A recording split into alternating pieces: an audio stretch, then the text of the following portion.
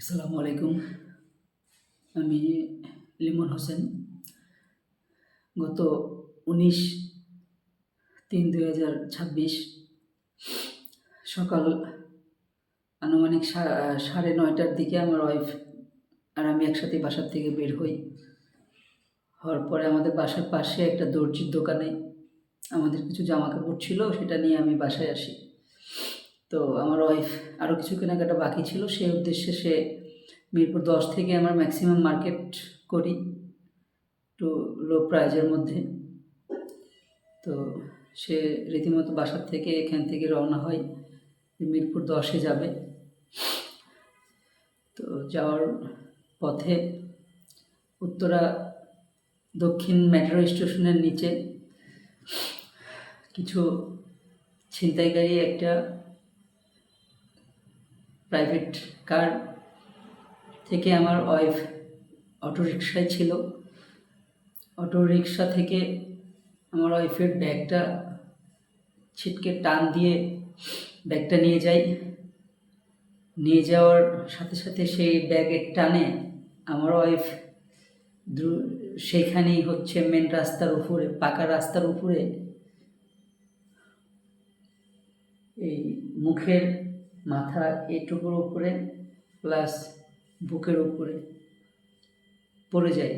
পড়ে গিয়ে তার গালের এই জায়গাটা পুরো অংশটা ছিলে যায়। বুকে ব্যথা পায়, মাথায় ব্যথা পায় এবং পায়ের কিছু অংশ ছিলে যায়। তো তৎক্ষণিক আমি ঢাকা মেডিকেলের আগে ওখানে কিছু লোকজন ছিল, তারা উত্তর আধুনিক হাসপাতালে নিয়ে আসে। উত্তর আধুনিক হাসপাতাল থেকে চিকিৎসা না পেয়ে আমি দ্রুত তারে সরকারি medical Ahsanullah master medical and college সেখানে নিয়ে যাই। সেখান থেকে তারা রোগীর অবস্থা দেখে আমাকে দ্রুত পঙ্গু হাসপাতালে নিয়ে যেতে বলে। পঙ্গু হাসপাতালে নিয়ে যাওয়ার পরে সেখানে রোগী দেখার পরে তারাও সেখানে রাখতে চাইলো না, আমাকে ঢাকা মেডিকেল নিয়ে যাইতে বলল। ঢাকা মেডিকেল নিয়ে যাওয়ার পথে আমার ওয়াইফ মারা যায়। হয়তো আপনারা অনেকে নিউজে দেখতে পারেন খবরটা। আমি 2.5 বছর যাবৎ আমার ওয়াইফের সঙ্গে সংসার করতেছি। তো যেহেতু রিলেশন করে বিয়ে করেছিলাম, কেউ ফ্যামিলির মানে না, এক কথাই আমরা দুজনই থাকতাম ঢাকায়।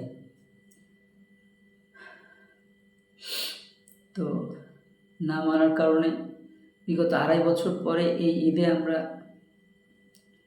আমার ওয়াইফ মানে আমার শ্বশুরবাড়ি যাওয়ার কথা ছিল, কিন্তু একটা ছোট্ট একটা অ্যাক্সিডেন্টে সব কিছু এলোমেলো হয়ে গেল। আমি আমার ওয়াইফের সাথে অনেক স্বপ্ন নিয়ে, অনেক আশা নিয়ে চেয়েছিলাম যে তাদের বাড়িতে যাব 2.5 বছর পরে, যে তাদের ফ্যামিলি মেনে নিয়েছে। 2.5 বছর পরে আমি আমার শ্বশুরবাড়িতে যাওয়ার প্রোগ্রাম করেছিলাম। কিন্তু কিছু মানুষের এই সুখটা সহ্য হইল না। তারা জানি না কিসের জন্য বা কেন এগুলো করে, আল্লাহ তাদের হেদায়েত দিক। এরকম কত মানুষের প্রাণ যাবে এইভাবে, আমরা কি কেউ বলতে পারি? সবার কাছে আমার আকুল আবেদন, যারাই আমার এই ভিডিওটা দেখবেন, আমরা